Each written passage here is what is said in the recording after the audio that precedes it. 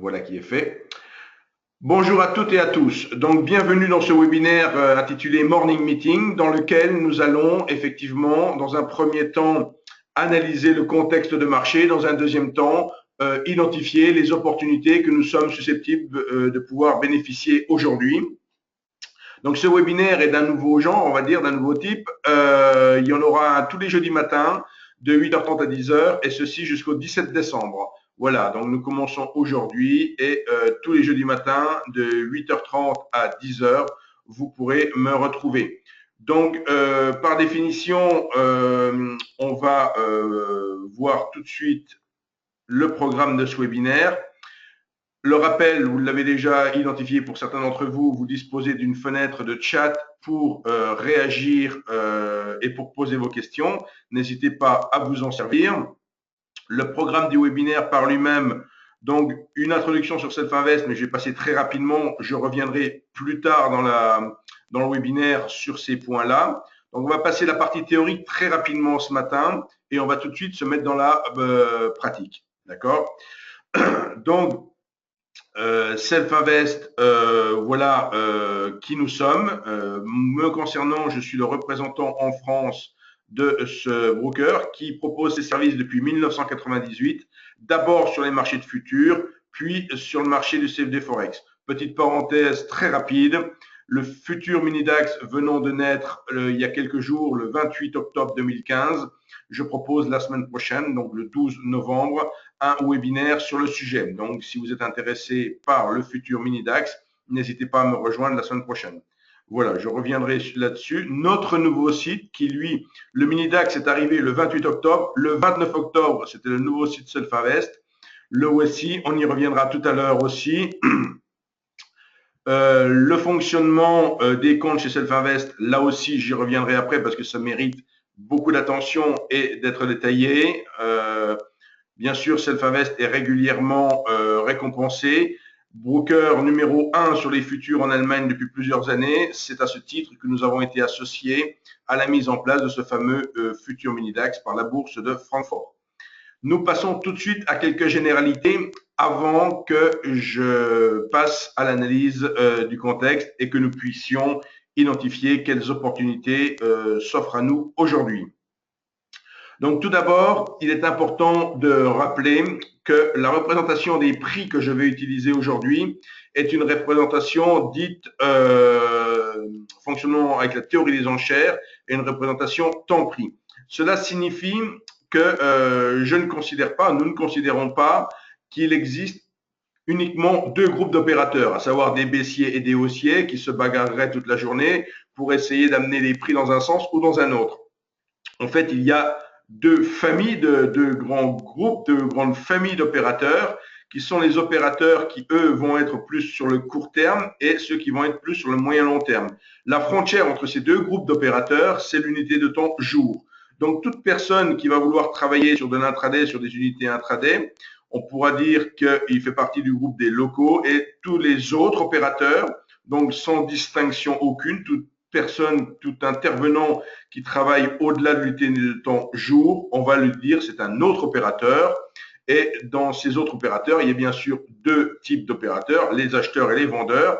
Donc, par définition, les AOA, autres opérateurs acheteurs, et AOV, autres opérateurs vendeurs, ce sont des groupes d'opérateurs qui généralement disposent de moyens financiers beaucoup plus importants que les opérateurs court terme et locaux et qui ne sont pas forcément partie prenante en permanence sur les marchés, mais qui sont en mesure de faire effectivement décaler fortement les cours dans un sens ou dans l'autre. On parle alors de déséquilibre dans ces cas-là. Donc, la représentation que je vais utiliser maintenant, pour bien la comprendre, je vous propose de partir d'un graphique en bougie 30 minutes. Ici, donc, nous avons des bougies 30 minutes. Je représente le futur CAC 40 sur cet exemple entre 8h et 22h. Le rectangle vert représente l'ouverture, le rectangle, pardon, excusez-moi, le triangle. Je vais un peu trop vite et je confonds les figures géométriques. Le triangle vert représente le cours d'ouverture et le triangle bleu le cours de clôture. Et bien sûr, toutes les bougies 30 minutes, tous les échanges qu'il y a eu dans cette séance. Parti de là, je vais tout simplement m'intéresser maintenant à transformer chaque bougie 30 minutes en une colonne de lettres. Et chaque fois que je change de colonne de lettres, je change de lettres. Hein, donc, vous voyez, on utilise tout l'alphabet, les 26 lettres de l'alphabet. Quand on a fini, on recommence.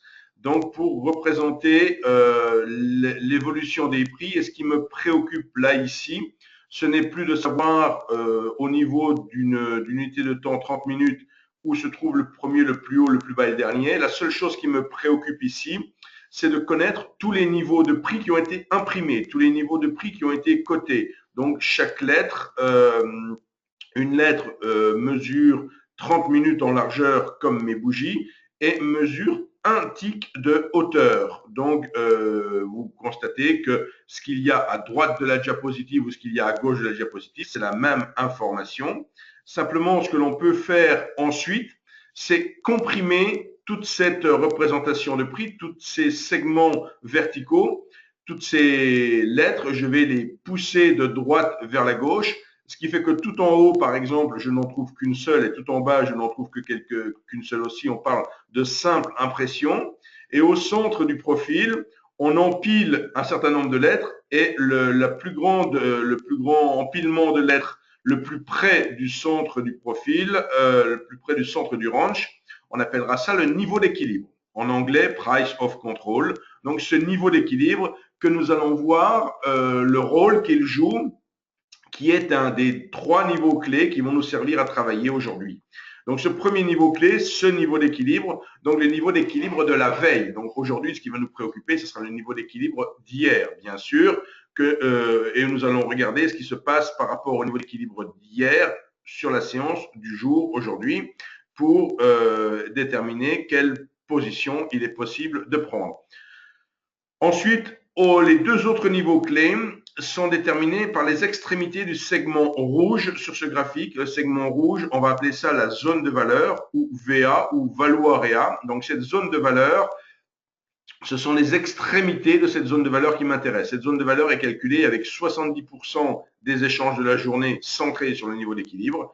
Donc, et ce sont les extrêmes de cette zone de valeur qui vont ici m'intéresser.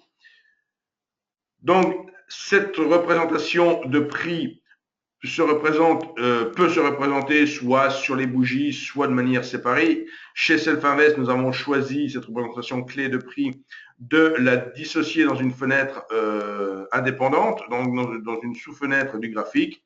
Et ainsi, on peut apprécier les profils avec les différentes informations. Je passe maintenant à alors les diapositives, vous pourrez les recevoir également. Ne soyez pas surpris si aujourd'hui vous n'avez jamais entendu parler de cette représentation de prix et si vous n'êtes pas encore familiarisé. Et si vous me rejoignez de semaine en semaine, je suis certain que vous allez très vite comprendre de quoi il s'agit et vous allez très vite être à l'aise avec cette représentation. Mais simplement ici, j'ai fait une diapositive qui résume tout ce qui va nous être utile aujourd'hui. Donc, tous les éléments de langage sont sur cette diapositive. Le segment bleu, c'est le range de la première heure, qu'on appelle IB ou Initial Balance. Donc, l'échange entre des prix entre 8 heures et 9 heures. Ensuite, le POC ou niveau d'équilibre, on vient d'en parler juste avant, il est représenté par un triangle rouge. L'ouverture est représentée par un triangle vert. La clôture ou le cours actuel, hein, dans ce qui va se passer, dans ce qu'on va regarder maintenant sur la plateforme, ce sera bien sûr le cours actuel qui sera représenté par ce triangle bleu, puis la fameuse VA. Par rapport à tout cela, il y a un certain nombre de journées, il y en a 6 en tout, qui peuvent se produire. C'est-à-dire que chaque jour, je ne sais pas du tout ce qui va se passer. Mais ce que je sais, c'est qu'il y a une de ces 6 séances qui va se dessiner et j'ai en quelque sorte des arbres décisionnels pour répondre à des questions au fur et à mesure que la séance avance et identifier progressivement vers quoi on s'oriente pour adapter mon trading en fonction de ce vers quoi nous nous orientons. Donc, il y a une image qui est décrite dans un livre qui a été traduit en langue française, donc qui se nomme Le Market Profile, qui a été écrit par Dalton. Donc, ce livre il y a un passage qui me plaît énormément. Il dit simplement, tous les jours, la séance se définit progressivement et c'est un peu comme lorsque l'on sort de la douche, il y a de la buée sur la vitre et cette buée va se dissiper plus ou moins rapidement et en fait, c'est exactement ça qui se passe sur les marchés. Donc, en fonction des éléments dont on dispose au fur et à mesure de la séance, le tout premier, il est à 8h00 le cours d'ouverture, puis les premiers échanges, la position de ces premiers échanges, le range de cette cour d'ouverture, et tous ces éléments viennent s'agréger et progressivement nous apporter des éléments pour établir le type de journée que nous sommes susceptibles d'avoir. Donc, les paramètres, on peut les régler ainsi dans la plateforme. Là aussi, on reviendra en détail là-dessus. Et maintenant, nous allons passer typiquement tout de suite pour, vous voyez, j'ai voulu faire vite 10 minutes pour les généralités. On reviendra bien sûr là-dessus après. Maintenant, on passe directement sur le marché et sur la plateforme. Donc, j'ai préparé quelques pages sur ma plateforme. La première d'entre elles, comme je vous ai indiqué, je m'intéresse à 4 sous-jacents qui ne sont pas forcément corrélés directement entre eux, mais qui ont une relation entre eux ou qui peuvent être dans certains cas inversement corrélés. Donc ici, vous disposez de 4 études sur le Bund, donc les taux d'intérêt allemands, sur l'euro-dollar et les indices CAC et DAX.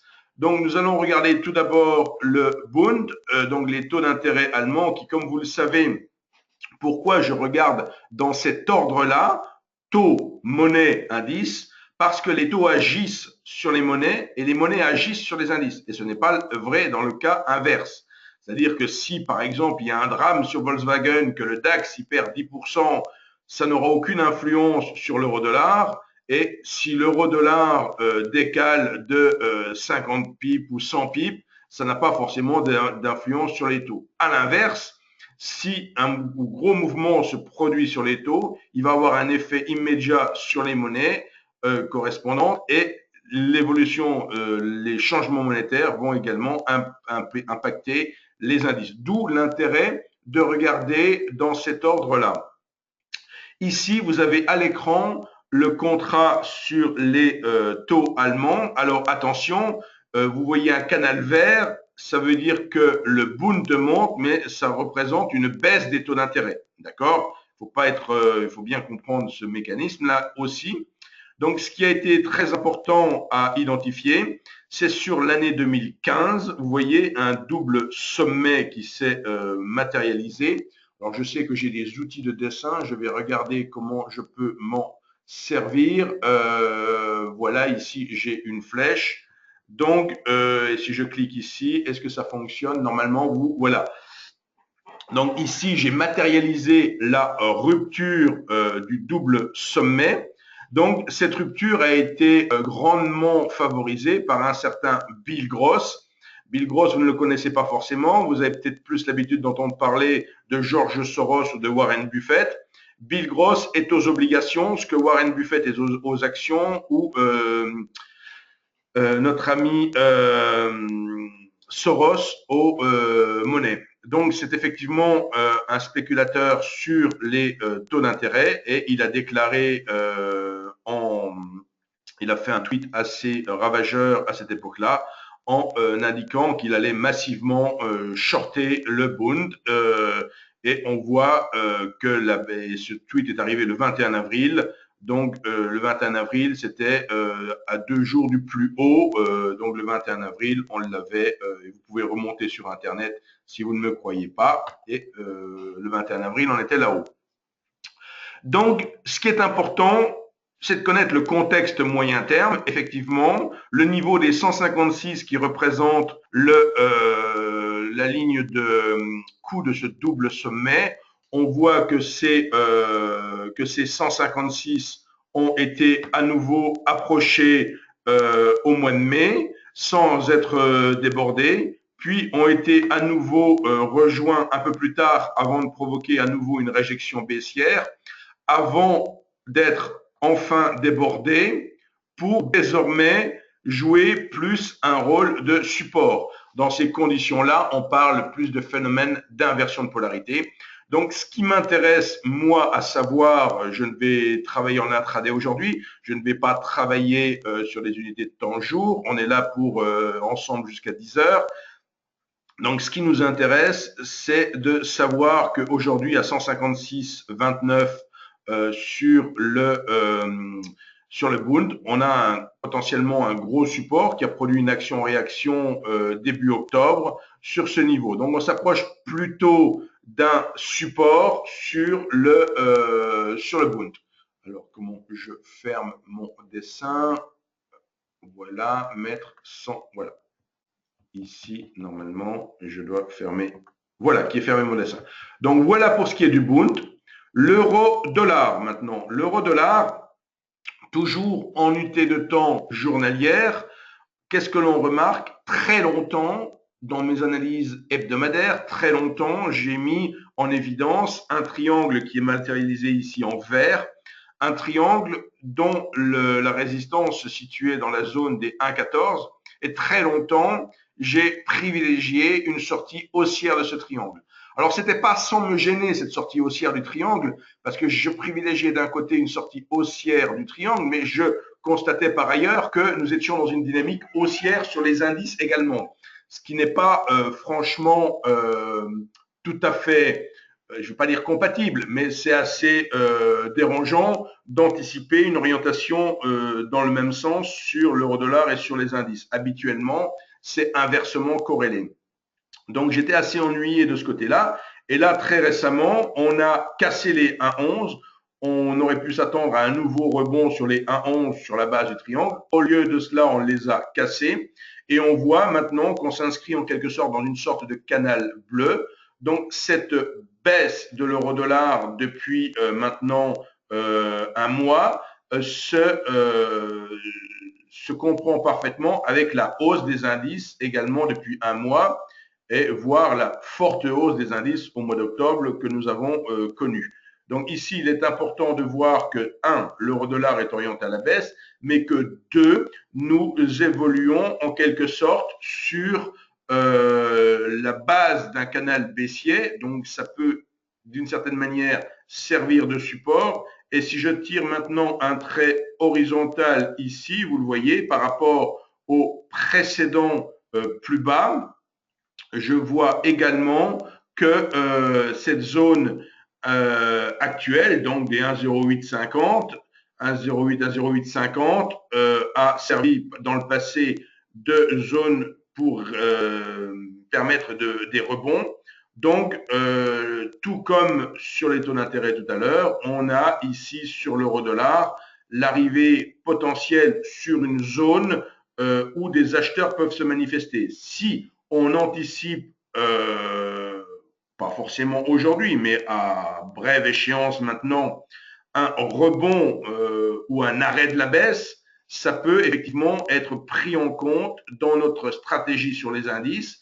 Et on va voir maintenant les deux indices. Donc, l'indice CAC 40 tout d'abord, qui n'est pas forcément, alors là également en unité de temps jour, donc qui n'a pas forcément été facile à décrypter dans la deuxième partie de l'année. Le premier trimestre de l'année 2015 a été unidirectionnel dans un canal de faible volatilité. Donc quand on dit une faible volatilité, c'est tout simplement que le canal de hausse que je suis en train de matérialiser ici, donc toute cette hausse que l'on a connu au premier trimestre s'est fait dans un canal très, très étroit.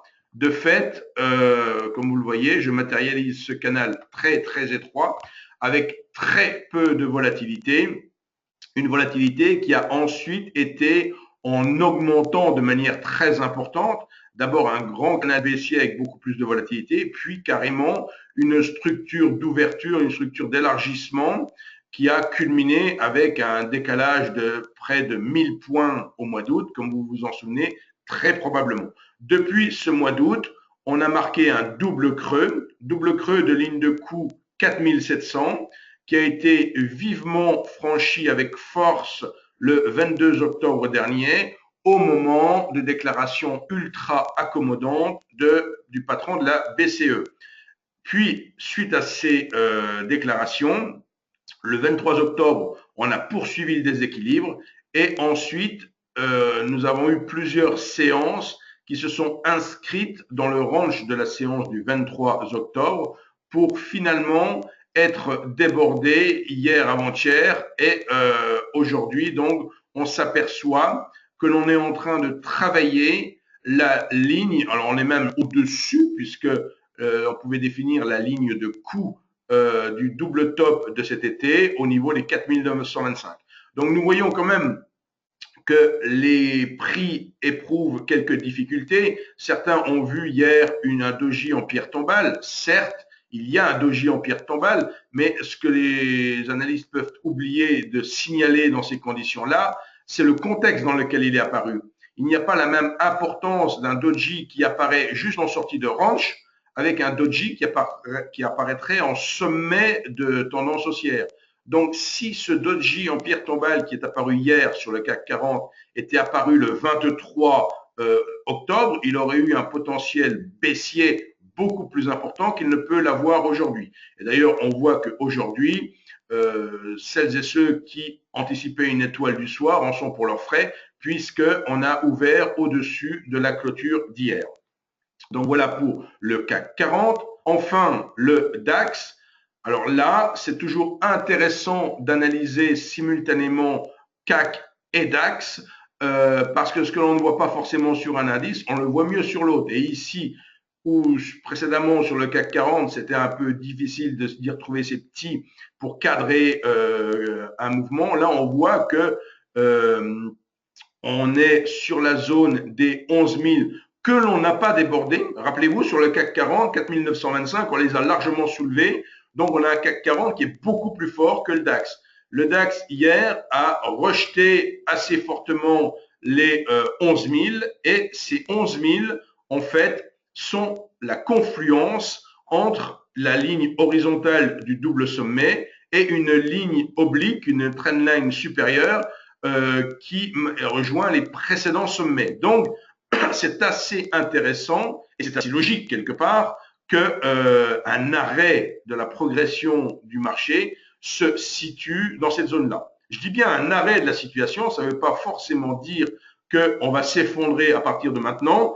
Dans tous les cas de figure, la dynamique haussière du double creux sur le CAC comme sur le DAX n'a pas atteint son objectif. Donc, on voit très légitimement pourquoi les prix s'arrêtent dans les 11 000 sur le DAX. Hein. Ajoutons à cela qu'il y a quand même quelques soucis sur la société Volkswagen qui pèse un peu dans le DAX aussi et qu'on peut très justement se dire que le DAX est un peu pénalisé contrairement au CAC. Et ça se voit justement, comme je disais, le CAC est un peu plus fort. Voilà pour le contexte moyen terme, d'être conscient en unité de temps jour de ce qui se passe avant de passer sur une lecture temps-prix quotidienne. Donc, nous allons maintenant passer à cette lecture temps-prix quotidienne. Tout d'abord en 30 minutes. Tout d'abord en 30 minutes ici. Donc, cette fois-ci, je vais me concentrer sur le CAC à gauche, sur le DAX à droite, au niveau de cette représentation en 30 minutes. Et ce qui va m'intéresser ce matin, effectivement, c'est par rapport aux 3 niveaux clés d'hier, d'identifier où se situent les prix et en quelque sorte de vérifier si qui contrôle l'action des prix. Donc, je vais me concentrer sur les 3 dernières séances, aussi bien sur un indice que sur l'autre, pour bien voir ce que je suis en train de raconter. Voilà, je fais des zooms ici, je fais des très très gros zooms, voilà, de très très gros zooms, hop, ici, comme ceci. Alors, je monte encore ici, voilà. Donc, je vais peut-être en prendre 4, ce sera mieux. 1, 2, 3, 4. Ici, 1, 2, 3, 4. Voilà. Donc, ici, on voit effectivement la nette hausse qui est intervenue lundi. Donc, lundi, qu'est-ce qui s'est passé? Avant de parler directement de ce qui se passe aujourd'hui et de voir quelles opportunités on peut essayer de bénéficier aujourd'hui. Tout simplement, on voit que lundi, le trait bleu sur la gauche du profil du 2-11, qui est l'initial balance, on a ouvert sur le sommet de l'initial balance sur le CAC et à peu près sur le DAX également. Et on a débordé ce range de manière très rapide. Et le fait de ne voir apparaître qu'une seule boîte rangée quelque part dans le profil, ce qu'on appelle les single print, on identifie un fort déséquilibre. Et la journée de lundi sur CAC comme sur DAX a conduit à un changement de perception de la valeur par les opérateurs, à une vive action des AOA, donc des autres opérateurs acheteurs, qui sont venus établir un équilibre, on va le tracer maintenant, qui sont venus établir un équilibre ici sur le CAC. Donc voilà, je suis en train de matérialiser l'équilibre sur le CAC, il est un peu plus haut ici. Donc là, je mets l'équilibre de lundi sur le CAC et l'équilibre de lundi, il joue le capricieux, voilà, et l'équilibre de lundi sur le DAX. Donc tout de suite, on voit en termes de force relative, on voit que les prix sur le CAC sont déjà beaucoup plus forts que sur le DAX, puisque actuellement, la séance du jour évolue au-dessus du prix d'équilibre de lundi sur le CAC et en dessous sur le DAX. Ceci va vouloir nous dire que si l'on a des opportunités de short à prendre, de stratégie baissière, on travaillera le DAX, et si on a des opportunités de long, on travaillera le CAC. Donc, en fonction de ce que l'on va anticiper, on travaillera l'un ou l'autre des indices. Et vous le voyez en temps réel, on vient de dépasser un petit peu 9 heures. Je le vois, il est 8h55. Alors peut-être que moi, ici, il y a un truc qui ne va pas. Normalement, non, c'est bon. On va arriver à 9 heures, donc à la fin de l'initial balance. Et ce qui est important de voir par rapport donc au profil d'hier, on commence à se poser des questions. Donc, première question, on ouvre où? Dans CAC et DAX, on a ouvert dans la zone de valeur d'hier. Mais le DAX est plus faible parce que son initial balance, donc le petit trait bleu, quitte donc déjà la zone de VA, quitte la zone de VA. Dès son initial balance, alors que le CAC, lui, il reste dans sa VA. Donc, on a vraiment ce sentiment. Tout ce que je vous raconte maintenant, généralement, je le fais quotidiennement sur le site Univers Bourse. Alors, si je vous parle de site Univers Bourse, c'est parce que avant que je débute ce webinaire, je suis allé y poster des commentaires parce que c'est toujours facile de raconter des choses a posteriori, mais il est bien quand même de les raconter avant, n'est-ce pas? Donc, qu'est-ce qui s'est passé ce matin? Qu'est-ce qui se passe tous les jours sur le site Univers Bourse? Il y a des analyses et des forums. Il y a une analyse qui a été postée par Sébastien ce matin. On la voit ici, CAC pour le 5 septembre. Donc, un des analystes du site poste une contribution. Il met sa stratégie en place, là ici avec des graphiques traditionnels.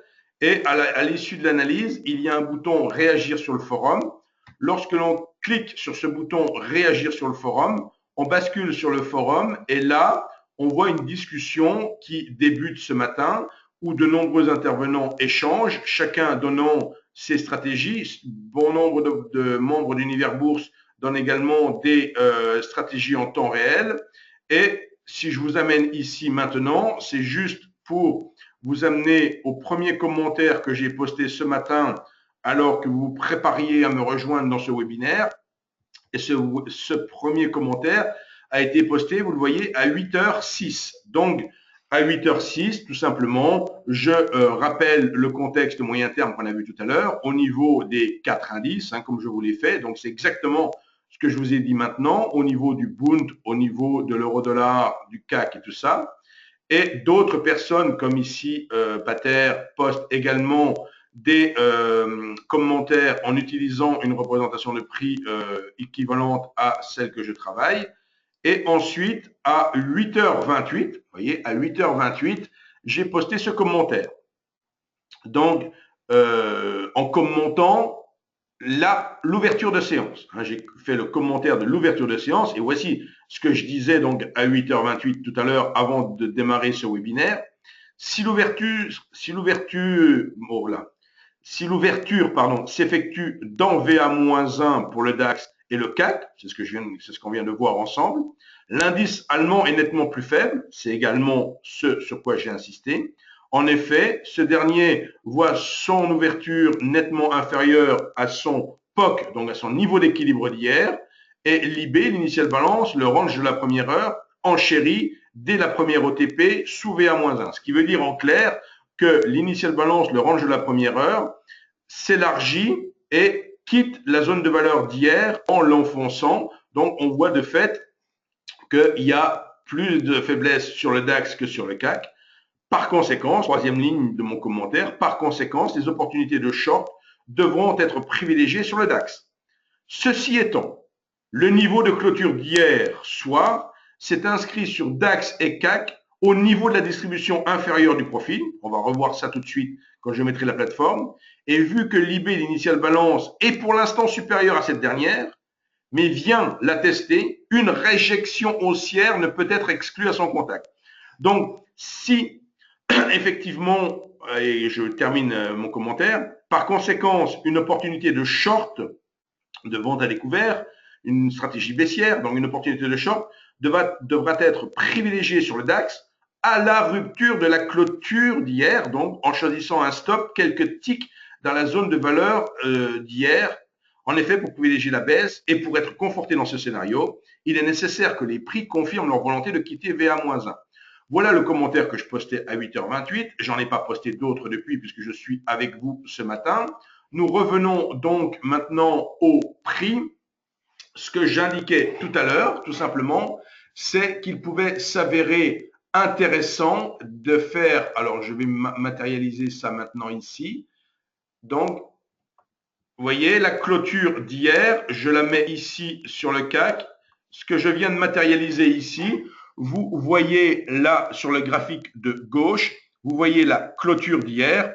Et ce que j'indiquais, c'est qu'il pouvait être intéressant de profiter d'un rebond sur les 4950.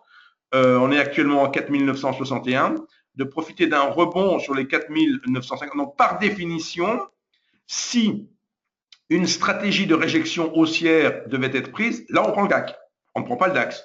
Je vais shorter le DAX aujourd'hui et je vais acheter le CAC. Si, bien sûr, ça se présente de manière pertinente. Donc là, pour l'instant, je ne suis pas vendeur du DAX.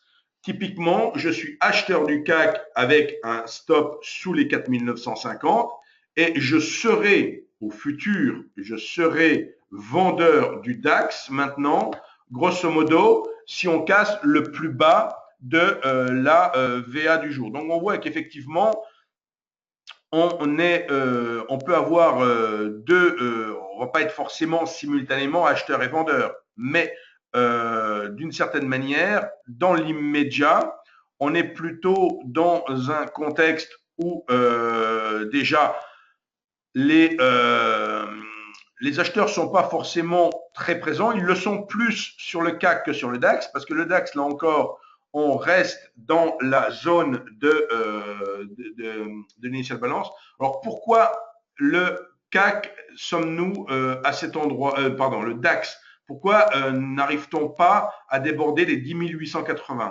Ce qu'il est intéressant de faire, c'est de regarder. Alors, attendez, je suis en train de faire du dessin en même temps. Il faut que je vire mes outils de dessin. Voilà.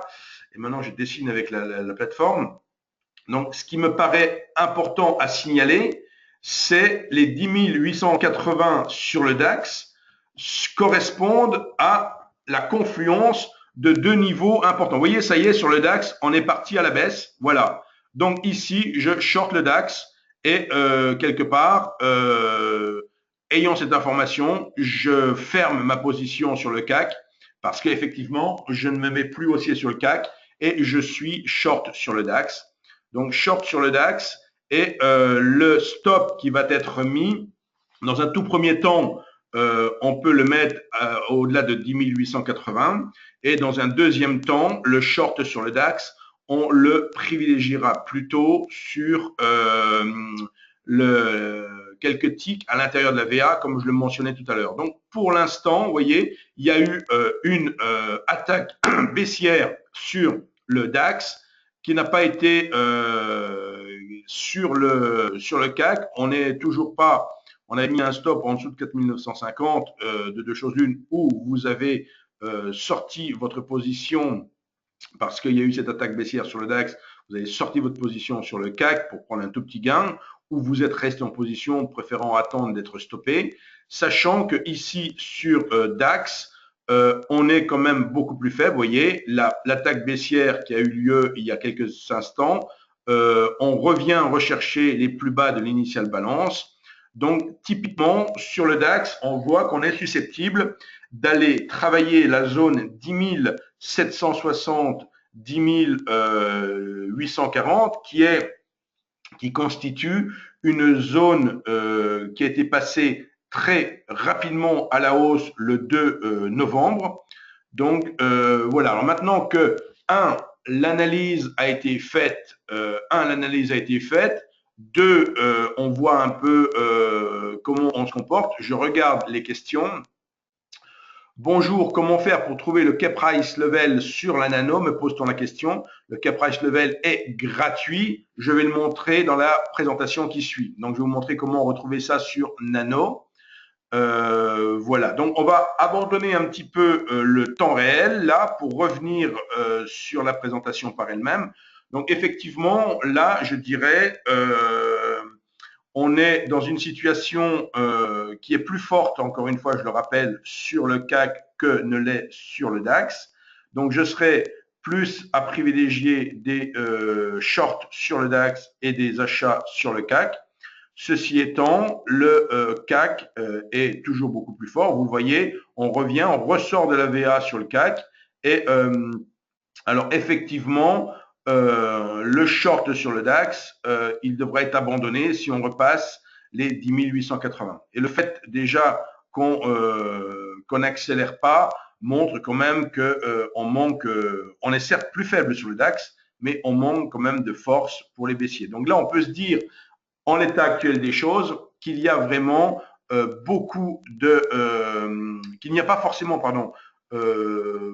beaucoup d'autres opérateurs vendeurs qui sont là pour appuyer. Donc, il n'est pas certain que, en l'état actuel des choses, ces autres opérateurs, donc ces gens qui ont plutôt, ces intervenants qui ont plutôt des grosses mains, qui ont plutôt des grosses capacités, des gros moyens pour faire bouger les prix, ils attendent probablement une quelconque statistique ou une quelconque information qui serait publiée dans la journée pour effectivement conforter ou infirmer ou faire valoir leurs convictions. Donc, par rapport à tout cela, on laisse tourner la plateforme. On y reviendra un peu plus tard et on se mettra tout à l'heure sur du 5 minutes pour suivre ces stratégies plus en détail. Donc, je reviens ici maintenant sur la présentation.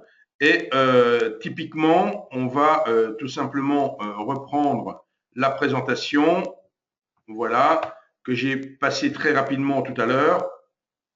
Ça sera l'occasion potentiellement de répondre à quelques questions. Donc, tout d'abord, une petite nouveauté, cette diapositive, elle est commune à tous les webinaires que je fais, mais il y a un petit changement, c'est que désormais, nous n'avons plus que 2 banques dépositaires. Donc, pour les futurs, ce sera Macquarie. Et pour tout ce qui est CFD Forex, c'est le Crédit Lyonnais. C'est-à-dire que 100% de votre argent reste en France désormais pour ce qui est du CFD Forex. Dans les 2 cas de figure, on le verra sur une diapositive suivante, même pour Macquarie, l'argent transite par le Crédit Lyonnais. Self-Invest, pour ceux qui ne nous connaîtraient pas, est un broker qui a été créé en 1998, donc qui a son siège social au Luxembourg et qui a ouvert des bureaux un peu partout en Europe, dont la France, où je suis maintenant le représentant ici à Paris depuis janvier 2014. Le service, vous disposez d'un service en 6 langues, dans le français de 8h à 22h et ce, 5 jours sur 7. Nous proposons exclusivement des produits dérivés, soit des produits dérivés de marché type futur, soit des produits dérivés de gré à gré type CFDE Forex. Et notre clientèle est majoritairement des investisseurs actifs. Le nouveau site de Self-Invest en ligne depuis le 29 octobre donc comporte 6 éléments principaux sur sa page d'accueil. 3 colonnes, la première représentant tout ce qui concerne le CFD Forex, la seconde, les futurs et options, la troisième, tous les outils que l'on met à disposition gratuitement de nos clients. Au point 4 et au point 5, vous voyez les prochains rendez-vous. Pour avoir le programme complet, vous avez un lien tout en haut, téléconférence gratuite ou présentation gratuite. Vous cliquez sur ce lien et vous avez tout le programme, en l'occurrence actuellement, jusqu'à la fin de l'année. Ensuite, le point 6, c'est une nouveauté de ce site internet. On s'est posé quelques questions pour vous et parce que ce qui s'est produit, c'est que depuis 1998, beaucoup de contenu est venu s'ajouter à notre site internet, de plus en plus de ressources pour nos clients et c'est pas forcément facile, évident pour des clients. Alors les clients qui sont là depuis 10 ans, forcément, ils se sont habitués à toutes les nouveautés au fur et à mesure qu'elles arrivaient. Mais si vous découvrez le site aujourd'hui et vous êtes client depuis peu, vous ne savez pas forcément trouver immédiatement les contenus qui vont vous intéresser véritablement. Donc, on s'est posé quelques questions et vous le voyez ici au niveau du cadre 6. Faire du scalping, vous cliquez là, vous tombez sur une page qui vous explique toutes les ressources qu'on offre pour les gens qui veulent faire du scalping. Avoir un trading automatisé, vous voyez dans mon exemple, pareil, etc., etc. Donc, n'hésitez pas à refaire un tour sur le site Self-Invest et particulièrement à aller visiter ces nouvelles pages pour voir toutes les ressources. Je l'ai dit tout à l'heure, j'allais revenir sur cette diapositive qui est très importante. Trop souvent, effectivement, j'ai des gens au téléphone qui me disent « Écoutez, Monsieur Vestrek, je suis motivé pour ouvrir un compte chez vous, mais en l'occurrence, je dois d'abord récupérer un peu d'argent que j'ai déposé ici ou là. » Et bien souvent, quand je creuse un peu la question, je m'aperçois que l'argent a été déposé soit par un simple alimentation de carte bleue, soit par un virement sur une banque un peu offshore et que c'est pas toujours facile de récupérer son argent. Autre point important, les gens ne se sont pas forcément préoccupés de savoir si l'argent qu'ils confiaient à un intermédiaire financier était ou non ségrégué des actifs des avoirs de cette entité. Donc, ce qui est important de savoir, effectivement, c'est si l'argent que vous confiez, enfin si l'argent que vous consacrez au trading, donc il va être mis sur un compte, dans ce qui concerne Self-Invest, sur des comptes ségrégés, donc indépendants de nos actifs, de telle manière que si jamais Self-Invest venait à faire faillite, vous récupérez votre argent. Donc voilà le schéma un petit peu. Je suis bien sûr à votre disposition pour vous tranquilliser, dirions-nous, comme le dit cette diapositive, sur tout cela. Et voilà le principe de fonctionnement de nos comptes. Je l'ai dit tout à l'heure, on est régulièrement récompensé. Bon, ça, c'est une diapositive qui rappelle tout ça. La théorie des enchères et toutes ces choses-là, vous aurez bien sûr les diapositives de ce point de vue-là. Donc, si vous avez des questions, il ne faut pas hésiter à revenir. La question qui m'a été posée tout à l'heure, comment peut-on trouver le key price level et tout ça? Ben voilà comment on fait. Il faut juste être client. Il faut juste être client pour obtenir effectivement cette représentation de prix. Et une fois que vous êtes client dans la plateforme, vous allez sur WHS Store, sur le petit bouton WHS Store, comme vous le voyez marqué ici par la flèche jaune en haut à droite de ma diapositive, et vous tombez sur une page internet où vous trouvez tous les outils qui sont proposés. Et ici, en l'occurrence, cet outil décrit dans la stratégie de la zone de valeur est gratuit et peut être activé gratuitement. Donc, j'en ai pas parlé ce matin encore de la zone de valeur. Pourquoi? Enfin, du setup de la zone de valeur. Tout simplement parce qu'il se produit 4 ou 5 fois par mois et il ne s'est pas produit ce matin. Donc, c'est quoi ce setup de la zone de valeur? Ici, on le voit le 17 et le 18 juin dernier, par exemple. Donc, c'est lorsque l'ouverture se fait en remettant en cause la zone de valeur de la veille. Donc, c'est-à-dire que si on ouvre à l'extérieur de la zone de valeur de la veille, ce qui n'a pas été le cas ce matin comme on l'a vu, Si cela se produit et si on vient retester la zone de valeur et qu'on rentre à nouveau dans la zone de valeur, dans ce cas, on peut être amené à traverser cette zone de valeur.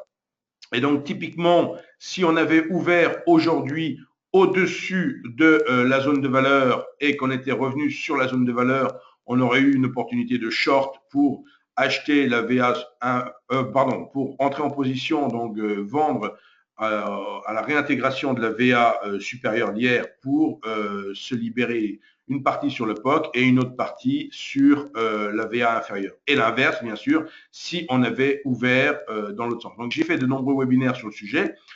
Tous les jeudis matin, on va se retrouver à 8h30. Il y a de fortes probabilités quand même qu'un de ces jeudis, on ait cette fameuse zone de valeur. C'est là une occasion de faire un superbe swing, d'avoir une probabilité de faire un grand swing, et ça donne tout de suite une indication relativement directionnelle sur la séance. Ce qui n'est pas le cas aujourd'hui, c'est pour la raison pour laquelle je n'en ai pas parlé. Donc, certains vont peut-être se poser la question, est-ce que tout ce que vous racontez, c'est applicable au CFD? Alors, je dirais pas directement. Tout ce que je présente, ça fonctionne de par le marché des futurs. Si l'on veut maintenant travailler sur les CFD, comme je l'indique ici sur cette diapositive, il faudrait utiliser un filtre pour supprimer la partie entre 22h et 8h du matin de prix qui n'est pas jugée pertinente pour travailler avec cette représentation de prix, pour travailler avec cette lecture de ton prix. Si vous voulez maintenant en apprendre beaucoup plus sur toute cette représentation graphique, il y a 13 fiches disponibles sur le site Univers Bourse de manière totalement gratuite. Pour y accéder, vous allez sur Univers Bourse, vous allez sur le bouton Apprendre et vous allez ensuite chercher dans les thèmes les plus consultés, vous cherchez Market Profile et vous allez tomber sur 13 fiches que vous pourrez lire d'ici. Alors, valable aussi pour le mini-DAX, bien sûr, pour Monsieur Thibault, bien sûr, tout ce que j'ai raconté fonctionne aussi bien sur mini-DAX que sur DAX. Donc, mini-DAX, comme je l'ai indiqué, qui fera l'objet d'un webinaire dédié le 12 novembre prochain.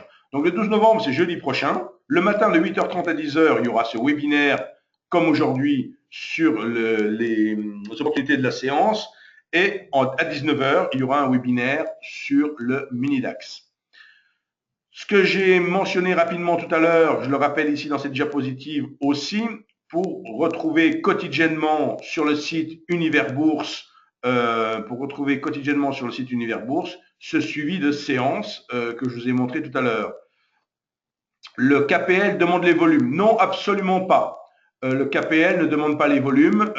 Cette représentation de prix utilise les prix et uniquement les prix. Il ne faut pas confondre cette représentation temps-prix d'une représentation temps-volume où on ne parlerait plus de POC, Price of Control, mais de VPOC, volume de contrôle, qui n'est pas la même chose exactement. Pour la petite anecdote, cette représentation de prix a été créée en 1982 par Peter Steidlmayer et elle avait été créée à l'époque parce que sur les futurs, les autorités de marché américaines de l'époque ne fournissaient pas les volumes, ne publiaient pas les volumes. Donc, ils avaient eu l'idée de faire cette représentation de prix pour s'approcher de justement du niveau d'équilibre des volumes. Et on s'aperçoit aujourd'hui qu'avec des représentations graphiques comme ça, on peut effectivement identifier le niveau d'équilibre des prix et le niveau d'équilibre des volumes. Et on voit qu'ils sont assez voisins l'un de l'autre. Ils ne sont pas forcément au tic près au même niveau. Donc, par définition, un scalper travaillera plus avec le VPOC et un day trader travaillera plus facilement avec ce que je suis en train de présenter maintenant. Donc, pour me contacter, avant qu'on repasse sur la plateforme, je rappelle ici, bien sûr, je suis joignable sur mon numéro portable professionnel. Si vous n'arrivez pas à me joindre directement, n'hésitez pas à me laisser un SMS. On peut échanger ensemble sur Univers Bourse. Et enfin, mon adresse email qui vous sera rappelée lorsque je vous enverrai la présentation c'est les diapositives de cette présentation. Donc voilà, nous revenons maintenant regarder ce qui se passe sur le marché.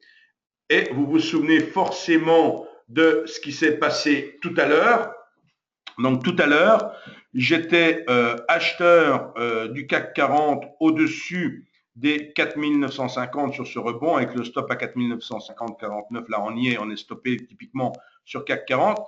Mais je vous ai dit tout à l'heure, le CAC est beaucoup plus fort que le DAX. Et regardez, typiquement actuellement, le DAX s'est déjà littéralement effondré. Il est au plus bas de sa séance d'hier quasiment, alors que le CAC, il est encore dans la VA d'hier. Donc, vous comprenez pourquoi il était beaucoup plus judicieux de prendre un short sur le DAX et des longs sur le CAC. Et donc, soit on a réussi à grappiller un petit peu tout à l'heure en début de séance, on a fait un petit trade à la hausse de quelques points, on a été stoppé à zéro ou je ne sais quoi.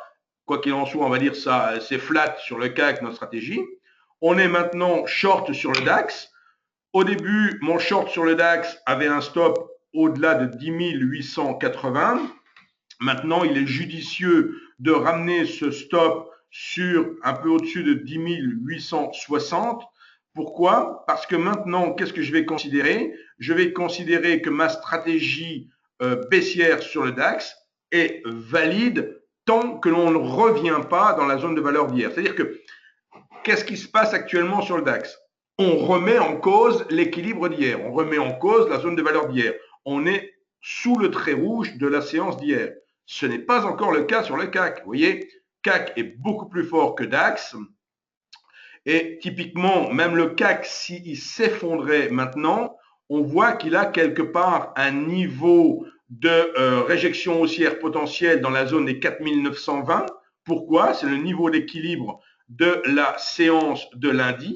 Et pour le DAX, vous voyez où il est le niveau d'équilibre de la séance de lundi. Il est carrément au-dessus de notre tête. Il est à 10 950. Donc, typiquement, on est bien plus confortable sur DAX à être short et ne pas être short sur CAC. Certes, on gagne plus sur un short sur le DAX. Le CAC baisse un petit peu aussi, mais il a beaucoup plus de mal à baisser le CAC. Vous voyez l'intérêt d'identifier qui du DAX ou du CAC est le plus fort pour choisir de prendre position sur l'un ou sur l'autre. Donc aujourd'hui, cette information, elle n'est pas éternelle. Hein. Ce que je viens d'indiquer, ce n'est pas valable jusqu'à la fin des temps.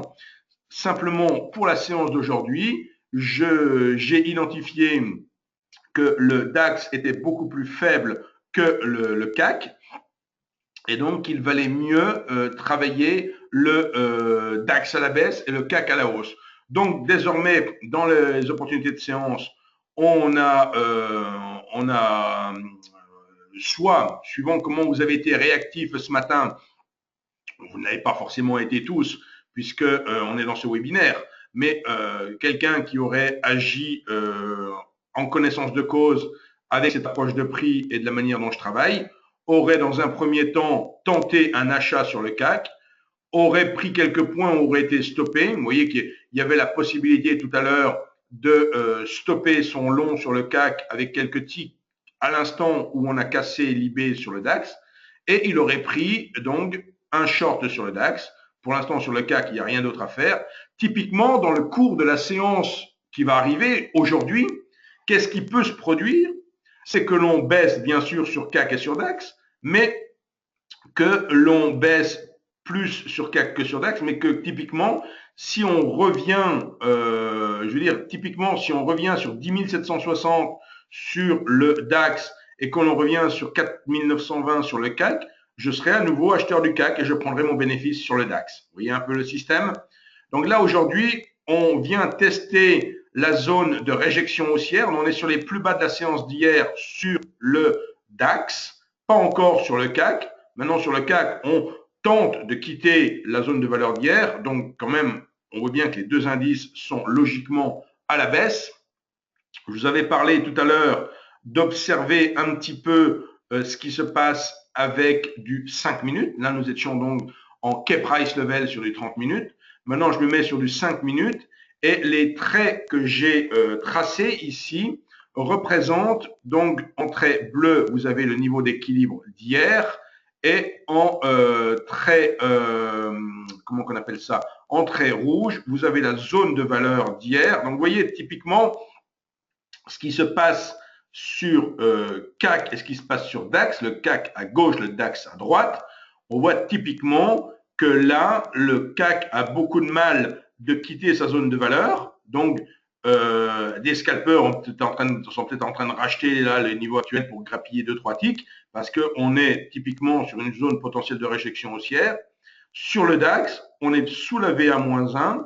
Certes, on réagit aussi sur les plus bas d'hier. Donc, vous voyez un petit peu le phénomène qui se produit. Donc maintenant qu'on a vu tout ça, il est typiquement 9h23. Donc, vous voyez, en une heure, dans la pratique des faits, habituellement, il faut être sur le pont avant 8 heures. Il faut être sur le pont avant 8 heures pour, voilà, à 7 heures, on prend tranquillement son café. 7h30, on est douché et opérationnel et on commence à regarder les niveaux clés de la veille et on attend tranquillement l'ouverture de 8 heures. Dès que l'ouverture de 8 heures intervient, là, on essaye d'identifier quel type de séance est susceptible de se produire. On répond progressivement à toutes les questions de notre arbre décisionnel et progressivement, on identifie, dans mon cas présent, qui du CAC ou du DAX est le plus fort. Et rappelez-vous tout à l'heure, ce qui se produit comme impulsion baissière n'est pas du tout, je ne l'ai pas regardé, vous voyez, mais on va y aller ensemble, je n'y suis pas allé, mais allez voir maintenant sur les graphiques en unité de temps journalier, allez voir mon euro-dollar par exemple. Souvenez-vous ce que je vous avais dit, j'anticipais que l'euro-dollar, on arrivait sur quelque part un espèce de support. Et regardez ce qui se passe sur l'euro-dollar. Maintenant, je vais le zoomer. Vous voyez, là, on est en bougie journalière. Donc, vous voyez, typiquement, c'est bien sûr pas une hausse tonitruante, mais ça ne baisse plus. Ça rebondit un petit peu, ça réagit un petit peu à la hausse. Donc, on n'est pas forcément sauvé, parce que je veux dire, ça peut très bien buter sur les plus bas du 28. Mais simplement, on est logique avec nous-mêmes. On l'avait anticipé tout à l'heure, un potentiel arrêt de la baisse sur l'euro-dollar. On voit que c'est un peu ce qui se produit. Donc, c'est assez cohérent et assez confortable de voir ce qui se passe au niveau du DAX maintenant. La journée en cours, on voit typiquement que ce n'est pas non plus la fin du monde. Il ne faut pas exagérer. Il ne faut pas non plus se dire on est dans une stratégie intraday, certes, mais la tendance reste nettement haussière sur les unités de temps jour. Et là, ici, je matérialise par exemple un niveau, vous voyez, les plus bas d'hier, ça n'a pas été un hasard, les plus bas d'hier. On a quand même travaillé une zone de prix qui avait servi de support dans le passé. Et typiquement, ce que j'anticipe aujourd'hui sur le DAX, ce retour ici, vous voyez, c'est grosso modo un retour sur les plus bas de l'été, quelque part. Donc, effectivement, on peut avoir une hésitation qui se trouve dans les prochaines séances entre 10 600 et 11 000. Cette hésitation parfaitement logique du fait de l'arrivée en confluence de la résistance dans la zone des 11 000. Donc, alors j'ai beaucoup parlé. J'ai pas vu beaucoup d'activités pour l'instant sur alors je sais pas si tout le monde est en train de faire son short sur le DAX. Tout le monde est peut-être occupé sur le DAX et il n'y a plus personne pour me parler sur le chat. Alors, je remets du 5 minutes. Revoici le 5 minutes. Vous voyez, d'où l'intérêt, effectivement, d'avoir, vous voyez, regardez comme c'est intéressant. Regardez, je zoome le CAC. Pourquoi il ne fallait pas shorter le CAC? Pourquoi il ne fallait pas shorter le CAC? Parce que le CAC est fort. Le CAC est déjà revenu au-dessus de son niveau d'équilibre d'hier. Le DAX n'est même pas réintégré la VA. Regardez le rebond qu'il y a sur CAC et le rebond qu'il y a sur DAX. Rappelez-vous où j'ai mis mon stop dans mon short sur le DAX. Donc vous voyez typiquement que je suis beaucoup plus zen et beaucoup plus confortable sur le CAC. Alors, les questions arrivent.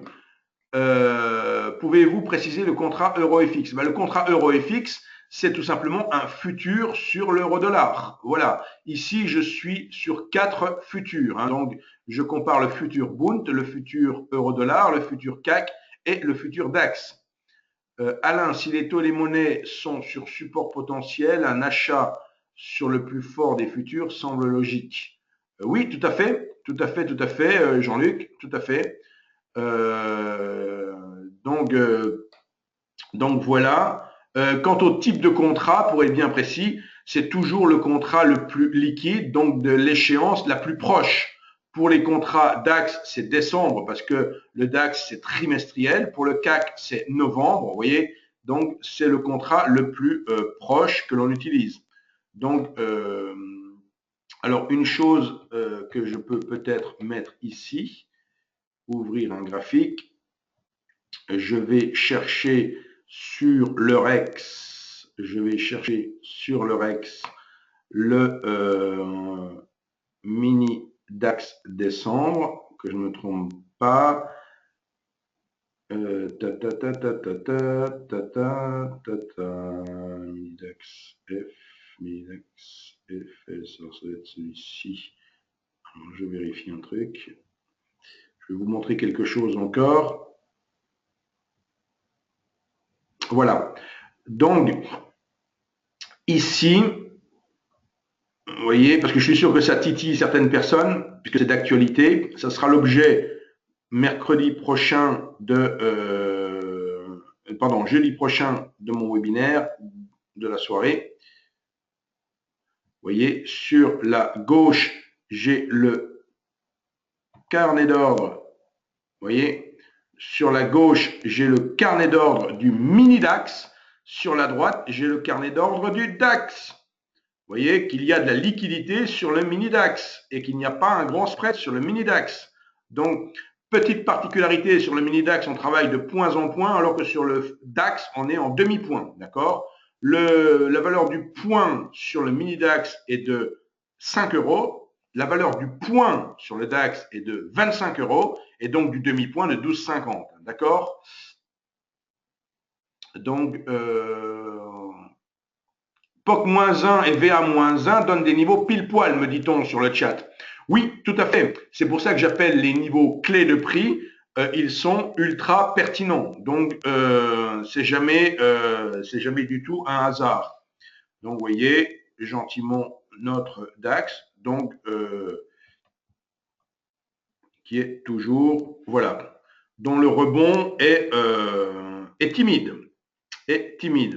Et bien sûr, alors, ne me dites pas, DAX, enfin, les deux contrats ne sont pas au même titre. C'est logique, ce sont deux produits dérivés distincts. Ils ont tous les deux le même sous-jacent. Tous les deux, ils ont le DAX 30 comme sous-jacent. Mais effectivement, ils n'ont pas. Donc, je suis en 1 minute sur l'autre. C'est pour ça que j'allais dire, tiens, il y a un truc bizarre. Je suis en 1 minute ici, donc il faudrait que je me mette ici en 5 minutes pour avoir la même chose, pour comparer véritablement les mêmes choses. Là, j'étais gêné. Donc là, on est en quelque sorte en train de faire l'inversion de polarité des 10, 680. Oui, donc c'est plutôt sympa. Voilà, donc ici, toc, toc, toc, toc, toc, toc, voilà. Donc, même unité de temps, contrat DAX mini et contrat DAX normal. Vous voyez, alors il y en a 10, 831 d'un côté, 832,50 d'autre. C'est tout à fait normal et logique qu'ils ne codent pas la même chose. C'est deux produits distincts. Ils ont chacun leur carnet d'ordre, mais forcément, ils sont voisins l'un de l'autre. C'est la même chose quand on a un CFD qui... Là, on a deux produits différents, le mini DAX et le DAX. Deux contrats différents qui sont mis à disposition des traders tous les deux par Eurex. Mais c'est exactement la même chose que vous me disiez, tiens, moi je suis chez le broker A, toi tu es chez le broker B, on n'a pas le même contrat sur notre CFD. Forcément, c'est chaque broker qui anime son CFD. Donc il peut y avoir un tick ou deux d'écart. C'est tout à fait logique. Voilà pour ce webinaire. Donc, je ne sais pas si ça... alors, on peut encore rester ensemble, bien entendu. Donc, voilà, on a parlé du mini-DAX. Là, je le referme. C'était l'intérêt de vous montrer qu'il y avait de la liquidité sur le mini-DAX. On voit toujours, donc, dans le cadre de notre stratégie. Donc, typiquement, c'est plus intéressant, effectivement, ça reste pertinent d'être, voilà, quelque part. Les stratégies pour la séance, c'est ça. On est short sur le DAX et on peut redevenir long sur le CAC à partir de 4920. Voilà pour la petite histoire. Donc, il est maintenant 9 heures. Voilà, on passe les 9h30. Donc, chaque fois qu'on passe unité de minute, unité 30 minutes, effectivement, on a une nouvelle OTP, opportunité temps pris, comme j'ai dit. Cette opportunité temps pris est définie par 30 minutes de durée sur un tick de hauteur. Voilà, on me pose des questions. Les profils peuvent être observés. Oui, on peut observer les profils. Alors, typiquement, on peut effectivement, vous voyez ici, sur mon graphique de gauche, donc autre chose, excusez-moi de sauter du coq à l'âne. En fait, je ne saute pas du coq à l'âne. Regardez que vraiment, le DAX est vraiment plus faible que le CAC. Regardez ce qui se passe maintenant. Sur pour bien le comprendre, je vais le méga zoomer à droite aussi. Je suis ultra conforté dans mon short sur le DAX. Pourquoi? Voilà, je vais plutôt faire l'inverse. Quelle est l'observation actuellement que l'on a sur le graphique qui me permet de considérer qu'il y a plus de pression baissière sur le DAX que sur le CAC, qu'il y a plus de pression baissière à droite de l'écran qu'à gauche de l'écran? Quelle est l'information visuelle qui m'est fournie par le graphique actuellement? Voilà, c'est une question que je vous pose. Donc, vous pouvez répondre, ça se répond en 2 mots. Pas uniquement, non, pas en dehors de la veille, on reste dans l'IB, non, la VA, non. Alors on m'a dit en dehors de la VA de la veille, c'est pas ça que je veux comme réponse. On reste dans l'IB, c'est pas ça que je veux comme réponse. VA, c'est pas ça que je veux. Il y a une information, vous voyez, bon là maintenant, CAC et DAX, donc on continue, on est au plus bas de la séance. Alors, qu'est-ce qui me permet là d'être très zen sur mon DAX dans mon short, alors que l'on voit que le short a beaucoup plus de mal de se mettre en place sur le DAX, sur le CAC, pardon. Il y a quelque chose de visuel là, qui doit sauter aux yeux là. Les single print. Alors, Jean-Luc, voilà, donc on y arrive. Donc, effectivement, comprenons-nous bien, sur le DAX, en passant sous l'IB, donc en cassant le bas du segment bleu, en enfonçant l'IB de la veille, lorsque ça s'est produit, CAC et DAX, on avait une simple impression. Et là, on voit que typiquement entre 10 840 et 10 850, il y a une zone de simple impression, une zone de single print qui n'a pas été rangée, qui n'a pas été comblée sur le DAX, alors qu'elle l'a été sur le CAC. Donc, typiquement, les acheteurs ont été capables de boucher la zone, donc quelque part de faire un pullback sur 4950, alors que sur le DAX, les acheteurs n'ont pas été capables de faire un pullback sur 10 850. Donc, on voit que toujours dans notre stratégie de shorter le DAX et de ne pas shorter le CAC, de profiter de long sur le CAC, mais pas forcément tout de suite, hein, comme je l'ai dit, 4920, 25 plutôt pour aller chercher du CAC et pour l'instant, donc je suis long. Alors là maintenant, on est passé short sur le DAX, au début avec un stop de 10 880, après avec un stop grosso modo de 10 865 au niveau de la VA de la veille.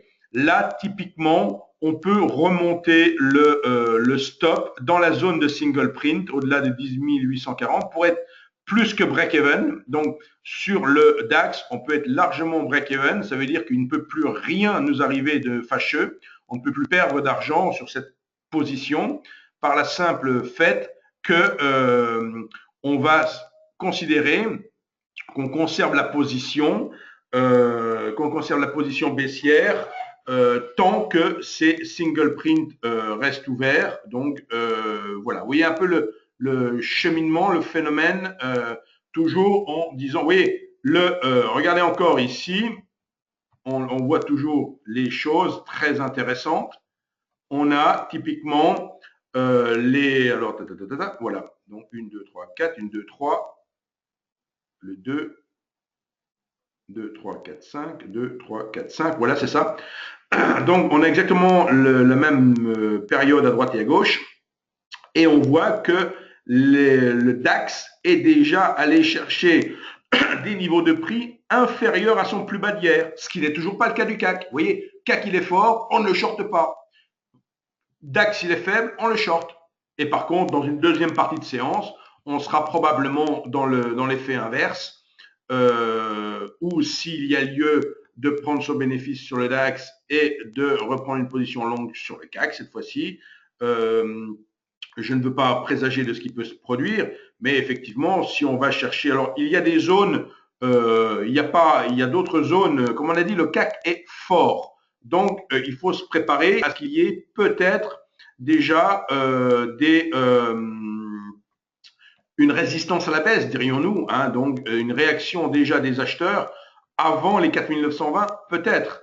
Un autre niveau qui est intéressant, la clôture du 2 qui correspond à une zone de single print. Vous voyez, le 3-11, le 3 novembre, on a eu une accélération haussière au-dessus de l'initiale balance, d'accord? Avec le clôture, j'avais signalé, donc sur Univers Bourse, j'avais signalé que le 3 novembre après 22 heures, j'ai mis un petit message pour signaler que la clôture de ce 3 novembre se faisait au-dessus de celle du 22 octobre et qu'on avait vraiment un contrôle des acheteurs et que grosso modo, on avait une volonté de sortir du range. Donc là, pour le grand moyen terme, n'oubliez pas que sur CAC, on a un range entre 4840 et 4900, enfin on va dire 4840 et 4920-30, là, entre mes deux traits que j'ai mis, que si on vient à réagir à la hausse sur la zone des 4920-4930, on peut aller chercher 5030 sans problème, 5020, 5030, 5040, entre 5020 et 5040 dans les prochaines séances. Vous voyez, pas forcément aujourd'hui ou demain, hein, dans les prochaines séances, je reste toujours haussier sur CAC et plus haussier sur CAC que sur DAX. C'est la journée directionnelle qui est en place sur DAX. Oui et non. Par journée directionnelle, effectivement, pour une bonne journée directionnelle, Jean-Luc, j'aurais tendance à préférer une initiale balance à l'extérieur de la VA de la veille. Ceci étant, l'initiale balance, donc le range de la première heure sur le DAX est relativement faible. Vous voyez, on est toujours, regardez ce qui se passe, on l'a en temps réel là. On descend gentiment, il n'y a pas de résistance à la baisse sur le DAX, on est largement sous les plus bas de la veille et on est dans la zone des single print du 2-11. Alors que sur regardez un peu en comparaison où était la séance du 2-11 sur la gauche. Et là, on approche une zone où des acheteurs peuvent se réveiller sur le CAC. On approche, vous voyez, le trait que j'ai tracé qui correspond à la zone de confluence. Alors, pour être encore plus précis, peut-être pas là, plus à 4930. D'accord? Pourquoi 4930? C'est le début de la zone de single print et c'est le haut de la VA du 3-11. Donc, voilà. Pour quelqu'un pourrait tout à fait considérer que la séance, effectivement, elle est longue. Donc, pourrait peut-être alléger son short sur le DAX dans le but de prendre un petit scalp haussier sur le CAC si ça venait à réagir. Donc, on a bien sûr, moi je suis très confortable, cette représentation graphique m'apporte énormément de sérénité dans mon trading. Donc, et là, typiquement, le fait d'avoir choisi le bon support pour shorter et donc ce matin, j'ai fait quelque part un long sur mon CAC pour quelques points. Je suis en short maintenant sur mon DAX et je me prépare potentiellement, effectivement, à peut-être prendre un bénéfice sur sur le DAX au-delà, dans la zone, on va dire, des 10 760 et à chercher un point d'entrée après sur le CAC, sur une réjection haussière. Vous voyez un peu le raisonnement qui doit être le vôtre, de ne pas être marié avec un produit en particulier. Trop de traders sont amoureux de leur CAC 40 et ne savent rien trader d'autre. Donc, il faut comprendre, l'interaction entre les différents produits, entre les différents actifs, qui agit sur quoi, comme je l'ai indiqué tout à l'heure, et surtout être capable de choisir le bon cheval. Il y a un livre sur le KPL. Alors oui, le livre que l'on peut véritablement acheter pour travailler sereinement cela, c'est le Market Profile aux éditions Valor en français. Donc c'est le seul et unique ouvrage qui existe en français. Je ne fais pas de la publicité et de la sélection plus pour l'un que pour l'autre. Il y en a un seul, c'est celui qui est chez Valor, le Market Profile. Et l'auteur de ce livre était venu au salon d'analyse technique il y a de cela 2-3 ans, lorsque le bouquin, un peu après que le bouquin était sorti. Donc, alors, oui, me dit Jean-Luc, les single print de DAX du 2, donc du 2 novembre, sont presque faits. Effectivement, ils sont presque faits.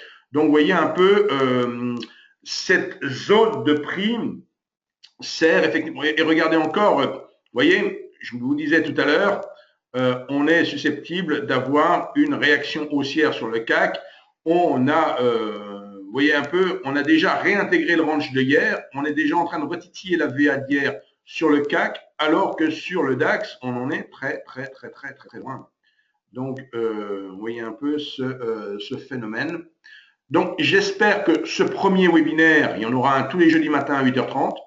Donc, le but est effectivement,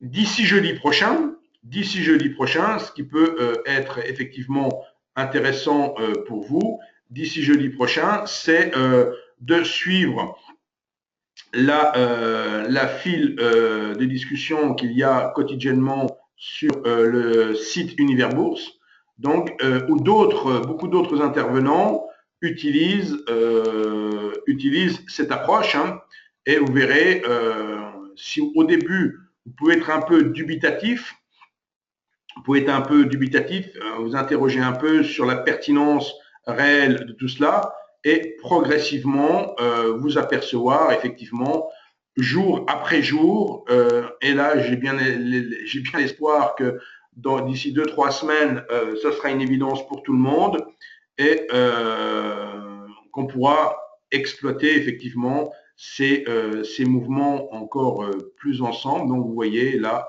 hop, toujours la comparaison. Donc ça c'est la séance du jour, voilà, depuis le début de la séance. On était où? On était là.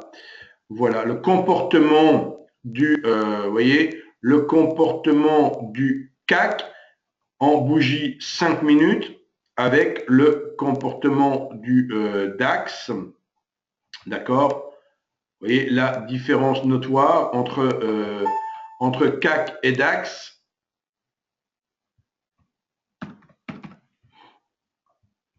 Hop, ne faites pas n'importe quoi. Donc, on voit très bien, je vais même le forcer le trait, la première partie de séance, le fameux, il était possible d'attraper une position longue sur le CAC, alors que sur le DAX, vous voyez, je force le trait là, mais regardez la différence typiquement entre ce qui s'est passé, regardez, hop, c'est pas ça que je voulais faire. Vous voyez, là, je suis en bougie 5 minutes sur les deux indices. Vous voyez pourquoi il était plus intéressant d'attraper quelques ticks un petit long sur le CAC. Ce n'était pas du tout la peine de s'intéresser au DAX. Par contre, shorter le DAX est beaucoup plus intéressant. Vous voyez le niveau de VA inf, le niveau de la VA inférieure d'hier, quelle distance on est sur le DAX et on est sur le CAC. Alors, qu'est-ce qu'on me dit sur le chat? Niveau différent, mais comportement. Oui, niveau différent, mais comportement similaire. Oui, c'est une notion de force relative que l'on est en train d'aborder ici. Pour Monsieur Dallot qui me pose la question. Quelques autres indicateurs utilisez-vous pour compléter le KPL? Habituellement, j'utilise aucun autre indicateur.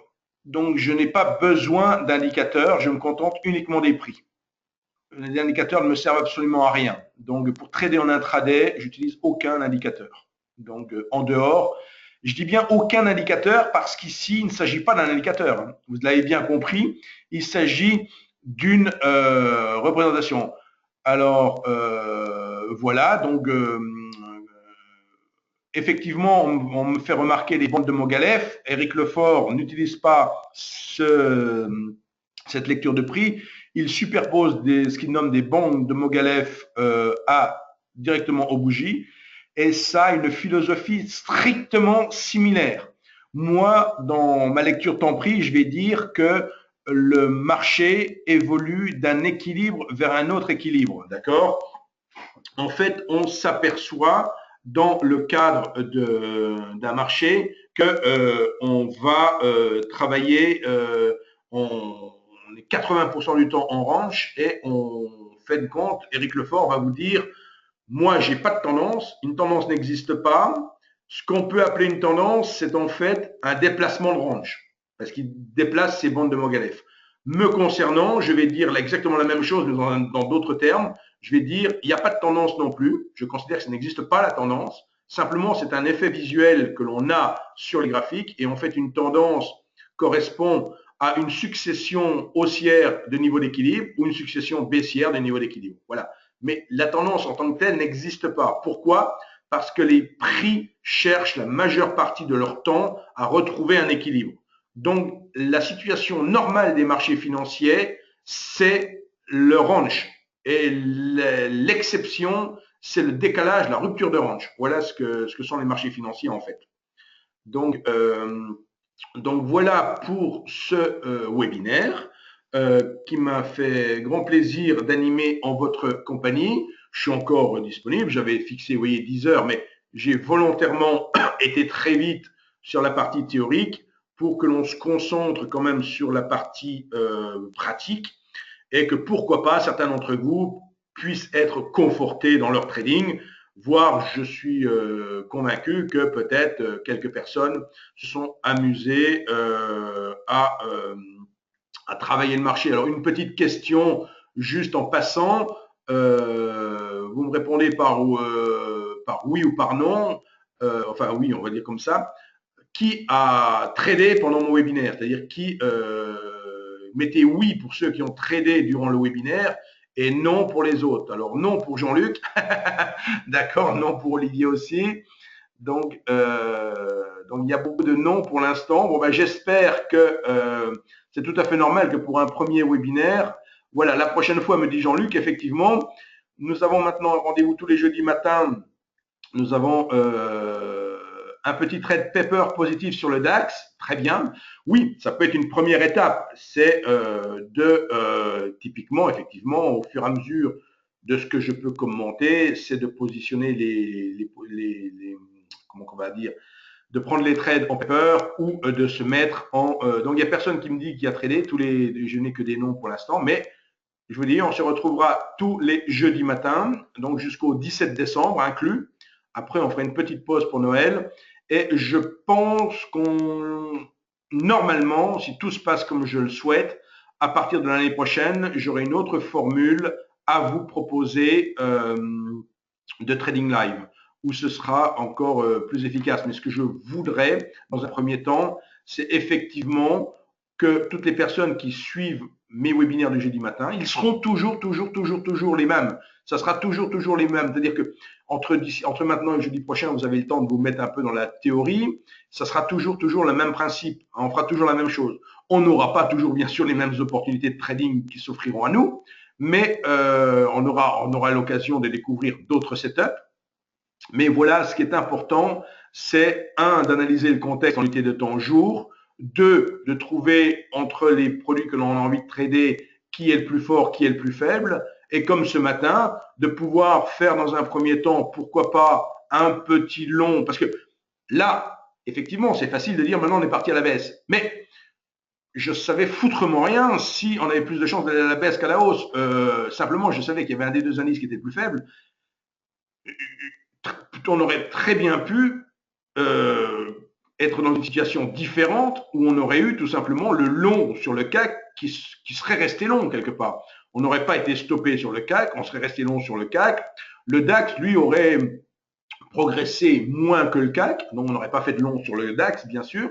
Mais voilà, vous voyez, là, on est dans une situation où mais on l'avait analysé un petit peu, la probabilité avec ce que j'ai montré en unité de temps jour. Donc, je suis pas ultra surpris de ce qui se passe quand même. Mais on est quand même pour, là, je suis confortable sur de l'intraday, mais il faut savoir quand même que sur l'unité de temps jour, DAX comme CAC, on est tendance haussière. Hein. On est, qu'on le veuille ou non, que ça en agace peut-être certains, on est dans un phénomène de rallye de fin d'année. Et ce rallye de fin d'année, pour moi, il va s'auto-alimenter avec les toilettages du bilan. Parce qu'imaginez-vous une seconde, nos beaux gérants, là, qui ont peut-être largué tout ce qu'ils avaient au mois d'août et qui vont devoir présenter des bilans au 31 décembre à leurs clients, ils vont être assez malvenus de présenter des bilans dans lesquels il n'y aura pas les meilleures performances de l'année. Donc, on peut presque jouer en action aujourd'hui une sorte de d'effet janvier à l'envers, quoi. Donc de dire en décembre, en novembre-décembre, on va racheter les valeurs qui ont le plus performé dans l'année, parce que c'est les valeurs qui ont le plus monté cette année qui vont être le plus achetées d'ici la fin de l'année. Vous comprenez le principe. Donc si vous vous intéressez aux actions, jetez un œil de ce côté-là, et ça revient toujours à acheter les valeurs fortes et à oublier les valeurs faibles. Délaissez les valeurs faibles. Les valeurs faibles de 2015, oubliez-les. Travaillez les valeurs fortes d'ici la fin de l'année, si vous voulez travailler les actions. Donc, voilà pour tout ça. Je vous remercie d'avoir suivi mon webinaire. Je vous donne rendez-vous pour le même type de webinaire jeudi prochain. Pour un autre webinaire sur le DAX, jeudi, mais à 19h prochain. Voilà. Donc, on arrive sur les 10 heures. On respecte le timing. N'oubliez pas deux petites choses. Le 19 novembre, on fait une formation intensive ici de 14h à 20h dans nos bureaux. Donc, formation en 3 parties. Donc, et le 26 novembre, pardon, le 26 novembre, pour ceux qui apprécient les bandes de Mogalef, comme on l'a cité, Éric Lefort fait une formation le 26 novembre ici sur les bandes de Mogalef dans nos bureaux à Paris. C'est gratuit pour tout le monde, client ou pas client. Donc, mais il y a un nombre de places limité. Il y a encore des places, mais ne tardez pas trop à vous inscrire. Donc voilà, n'hésitez pas à visiter notre nouveau site internet, bien entendu. Des formations en province, oui, mais l'année prochaine. Nous avons été très occupés sur cette fin d'année avec le lancement du nouveau site, le lancement de la nouvelle plateforme, et on prépare également une petite refonte structurelle d'Univers Bourse. Donc, tous ces travaux, quelque part, ont mobilisé toutes nos équipes et on n'a pas fait de déplacement au dernier trimestre de 2015 et ce sera en 2016. Voilà. Je compte sur Jean-Luc pour m'envoyer la température en temps réel chaque jour de l'eau à Nice. Hein. Donc, quand la température sera au-dessus de la résistance fatidique, je programmerai une visite à Nice, n'est-ce pas? Hein. Donc, je compte sur toi, Jean-Luc, pour me communiquer en temps réel la température sur Nice. Voilà, mais on ira bien sûr dans d'autres régions de France, Lyon, Lille, Bordeaux, Toulouse, donc tout ça l'année prochaine. Voilà, je vous souhaite une excellente séance, une excellente journée. Je vous dis pour ma part ce type de formule à jeudi prochain. Bon trade, bonne fin de séance, à très bientôt. Au revoir.